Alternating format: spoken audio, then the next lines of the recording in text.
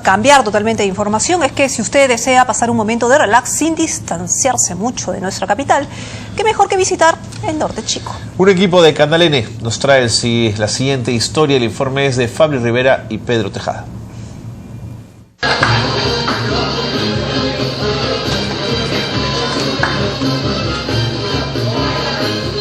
El Norte Chico de Lima también tiene lo suyo. Acompáñenos a conocer las bondades que posee esta parte de la región.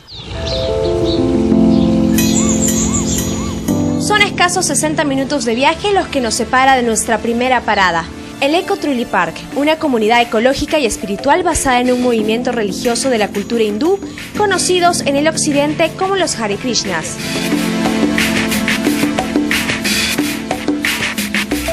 Ubicada frente a la playa Chacra y Mar, la finca comprende más de 3 hectáreas, en donde la fértil madre tierra provee casi la totalidad de sus alimentos. Sin embargo, tratamos de consumir lo más posible y de sacarle lo más posible provecho a nuestra chacra, a nuestra huerta. ¿Ya? Nosotros no consumimos animales, como le decía. De la finca está obligado a conocer el templo Gauranga, donde el primer requisito para ingresar es despojarnos de nuestros zapatos. El templo está compuesto por un conjunto de trullis, estructuras cónicas de barro, espacio propicio para la oración. Y si usted desea experimentar la convivencia en el Eco Trulli Park, tiene las siguientes opciones.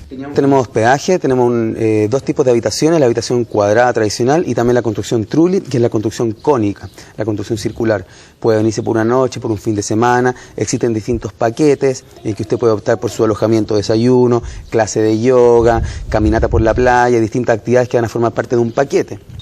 A retomar nuestra ruta a la altura del kilómetro 105 de la Panamericana Norte nos encontramos con un intenso verde, la Reserva Natural Lomas de la Chay, una extensión de vegetación producto de los microclimas que existen en medio de esta zona árida. El silencio del desierto es interrumpido por irreproducibles sonidos silvestres, los cuales nos acompañarán rumbo a la conquista de la vista más privilegiada del lugar. Una buena oportunidad para respirar el más puro aire y estar en contacto con su flora y fauna. Hay grupo de gente que les gusta venir justo cuando empieza la temporada para poder ver cuando sale la flor de la mancay. Y después, cuando finaliza la temporada, que es cuando sale la flor de la ortiga que ustedes están viendo en abundancia.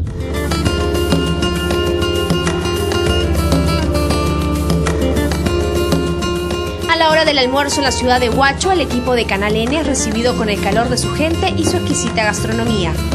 Una fila de platos típicos dan cuenta de las diversas opciones que tenemos para calmar y deleitar cualquier apetito. Uno de los preferidos es el ceviche de pato. Doña Mercedes, quien ha llevado este plato a la Feria Gastronómica Mistura, nos mostró lo simple de su preparación. ¿Cómo olvidar mencionar el contundente desayuno huachano? Aquí les presento el desayuno huachano. El desayuno huachano consta de salchicha huachana, camotito frito, el chicharrón de chancho. Tenemos aquí el relleno de la sangrecita de chancho. Lo que le caracteriza a esta sangrecita es la hierba buena, ¿no? La hierba buena es una plantita aromática. Acá tenemos el tamalito y la salsa criolla. Ya satisfechos nos dirigimos a la ciudad de Huaura, ciudad histórica, ya que aquí se encuentra el balcón usado como tribuna por don José de San Martín para proclamar la independencia del Perú. En el interior encontrará algunos muebles que utilizó el Libertador, así como los cuadros que retratan aquel día histórico. Si su interés es pasar momentos de relajo cerca al mar y escapar de las desbordantes playas del sur este verano, a pocos minutos de Huaura encontramos las albúferas de Medio Mundo, un área protegida que alberga una gran variedad de aves en su hábitat natural. Las aves que está viendo y escucha el sonido son las garzas blancas que estás escuchando. Hay garzas guaco también, que son las de color oscuro, que las vemos medio jorobaditas. Esas son las guaco. Hemos visto cormorán que están volando, patos zambullidores, collarín, ¿no? También algunos gaviotines más arriba. Infinidad de aves que son tanto de la zona, y en el verano viene la gaviota americana, por ejemplo. Ya para finalizar nuestra expedición visitamos la civilización más antigua de América, la ciudad sagrada de Caral, levantada a base de piedra y arcilla. Sus senderos de arena permiten apreciar impresionantes pirámides edificadas por nuestros antepasados. Su descubridora Ruth Shadis nos comenta que aún hay sorpresas por desenterrar. Acabamos de descubrir, por ejemplo, una serie de geoglifos en la parte de afuera de la ciudad de Caral. Entonces, lo que yo les puedo decir es que 3000 años antes que los geoglifos de Nazca ya se habían empezado a diseñar y a trazar geoglifos de significación simbólica. Después de las experiencias vividas, no cabe duda que el Norte Chico promete que la paz es a lo grande. Bien, continuamos con más información aquí en De 6 a 9. Ha llegado el momento de hablar sobre la renuncia de Nicolás Lynch, la carta enviada al presidente Ollanta Humala y cómo la oposición en el Congreso de la República y otros congresistas están pidiendo la interpelación al canciller Rafael Roncagliolo. ¿Por qué? Porque esta mentada reunión que ha hecho que precisamente Nicolás Lynch renuncie se dio el 17 de enero del 2012 y es recién ahora, ¿no es cierto?, que se genera el escándalo. Se genera el escándalo porque, según Lynch, informó inmediatamente a la Cancillería de la llegada de esta carta al Movadef y porque además él ha negado en la edición de La República de hoy que se haya producido esa reunión con la gente del Movadef. Bueno, para hablar con nosotros de lo que va a pasar en el Congreso, ¿es inteligente, no es inteligente interpelar en este momento al canciller? Está con nosotros Carlos Tubino, miembro de la Comisión de Relaciones Exteriores, y Juan Carlos Seguren, congresista de Alianza por el Gran Cambio. El congresista Tubino, congresista por Fuerza 2011. Gracias por estar con nosotros. Muy buenos días, muchísimas gracias por venir. ¿Se debe interpelar al ministro o no se debe interpelar? Ese es digamos, el problema ahora, ¿no? Sí, mira, yo sí lo que puedo decir lo siguiente. Yo, como miembro de la Comisión de Relaciones Exteriores y como integrante del grupo de trabajo que estamos viendo y haciendo el seguimiento del proceso de La Haya, yo tengo en prioridad los temas permanentes del Perú, los temas del Estado peruano, y el tema de La Haya es prioritario.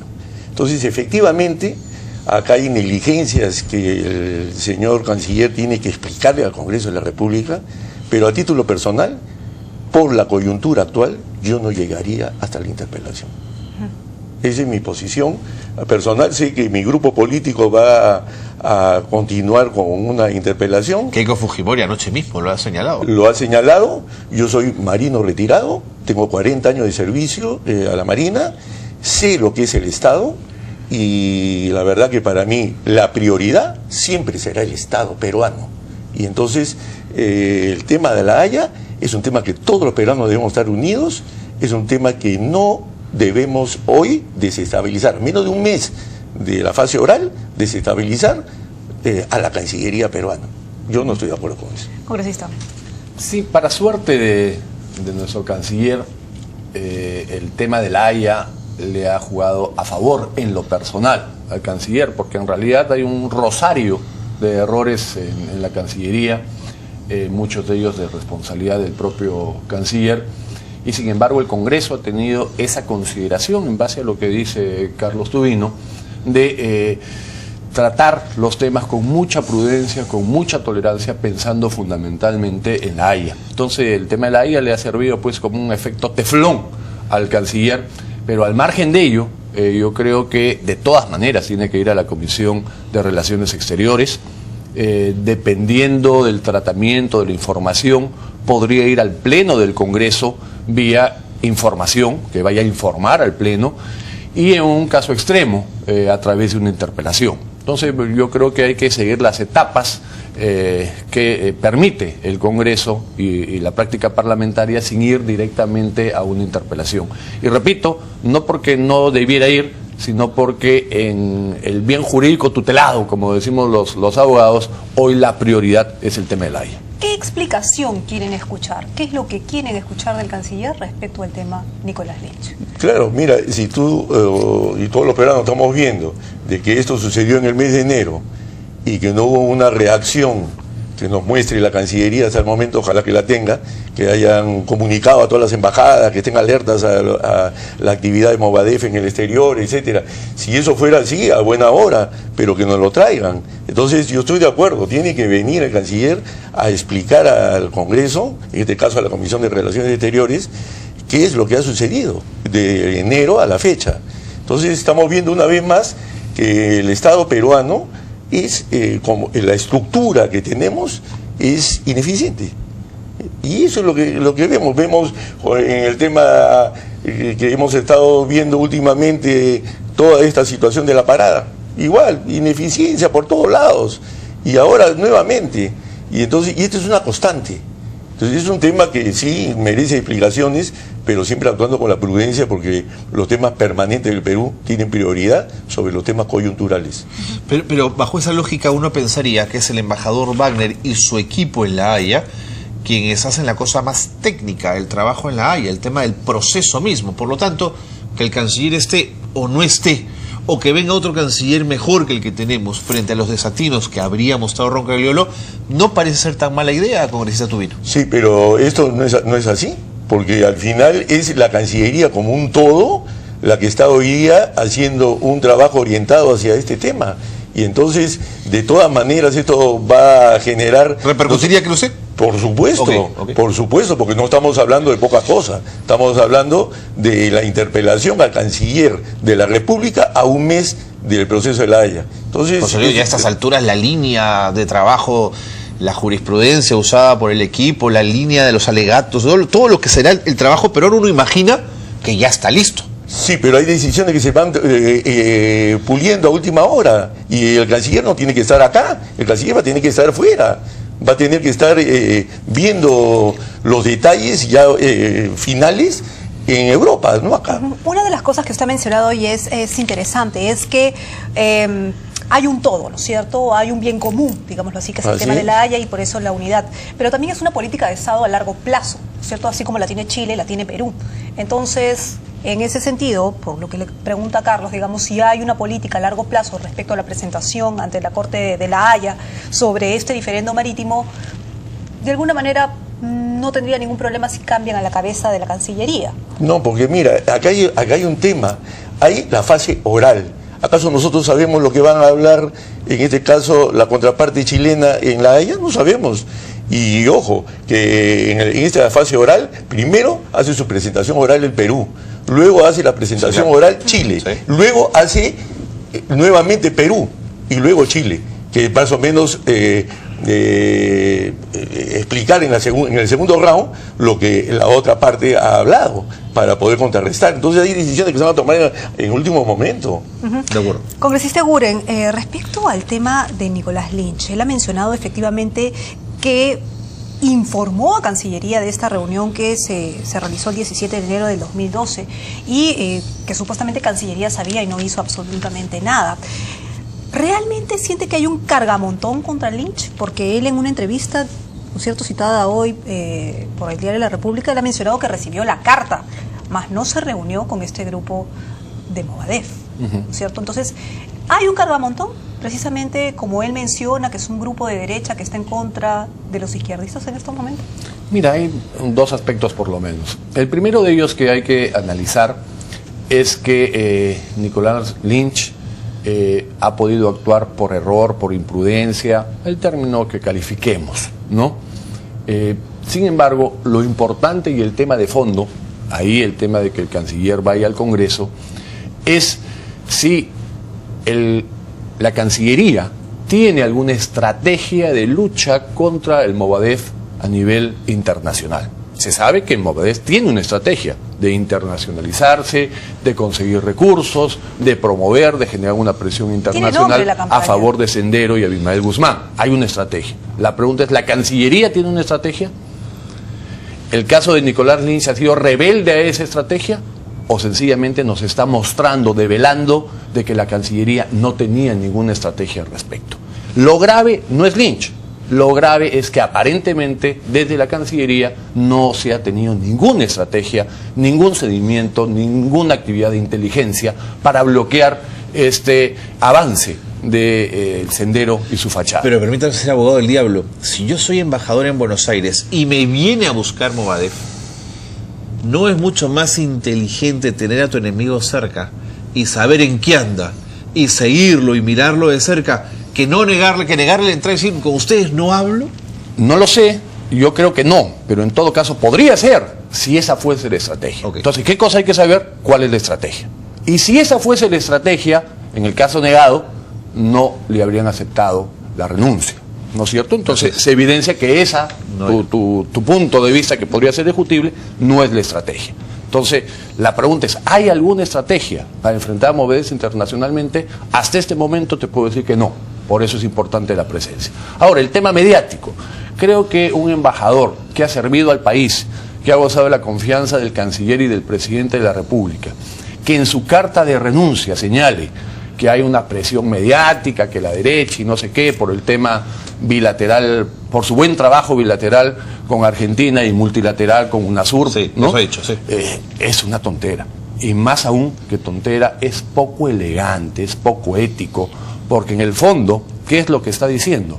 Que el presidente de la República y el canciller están pintados en la pared, no tienen personalidad, no tienen decisión, no tienen línea propia y sencillamente son una veleta que deciden en función a lo que dice o no dice la prensa o la presión mediática. Bueno, pero eso podría percibir porque esa la carta de renuncia de enero, es una ¿no? falta de respeto al canciller y al presidente. Pero podría le percibirse informó así. al canciller, Claro. ¿no es cierto? Le dijo, ojo, El me ha llegado esta 17 de carta enero. y ahí está reunión. Ahora, el tema de detalle de esa información, o sea, tenemos pues más de 100 embajadas en el país, ¿no? Y todos los días hay una agenda que desarrolla cada embajador. Y esta agenda es trasladada, comunicada permanentemente, hay un flujo de información. Entonces seguramente, si calculamos, pues cada embajador puede tener 10 actividades en el día, por 100 estamos hablando de 1000 actividades diarias que tienen las embajadas del Perú. Obviamente estas 1000 no son pues revisadas a detalle, ¿no?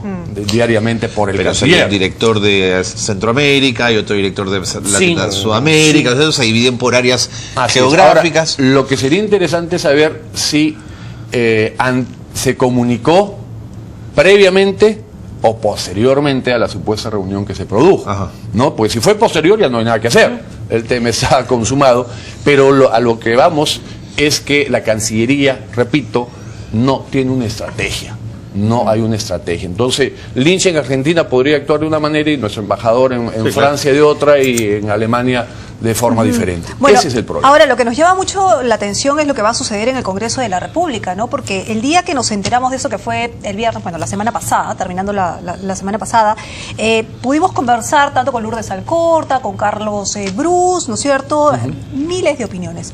Pero entre lo que decían es, si Lynch se va, ¿no es cierto? Si Lynch renuncia o es sacado de alguna manera, entonces no va a haber ningún problema con Roncagliolo, ¿no es cierto? Pero si no hace nada, entonces tendremos que censurarlo. Bueno, ya Lynch no está.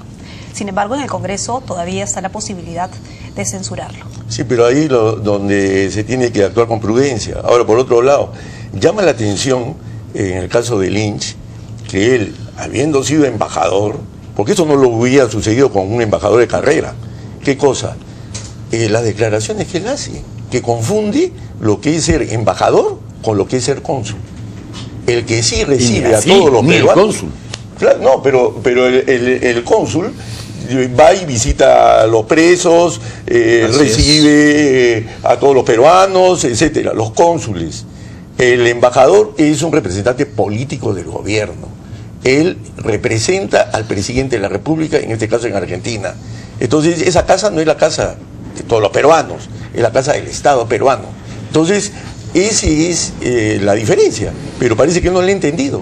Entonces, la verdad que acá sí, en el Congreso tenemos que ver en detalle justamente lo que ha dicho Juan Carlos, de que cuál es la política, qué cosa es lo que se ha seguido, porque no estamos hablando de poca cosa, estamos hablando de Movadef, que representa al Sendero Luminoso, un movimiento terrorista que fue considerado en su momento el más sanguinario del mundo occidental. No es poca cosa lo que estamos hoy día viendo. Un tema es que Movadef no es ilegal. Y eso es una de las cosas que plantea Mirko Lauer, por ejemplo, en su columna del día de hoy, ¿no es cierto? Y que tal vez por eso no habría ningún problema de alguna manera haberlo recibido, ¿no es cierto?, en la embajada. Movadef no es ilegal. No fue aceptado por el Jurado Nacional de Elecciones porque no cumplía con los requisitos.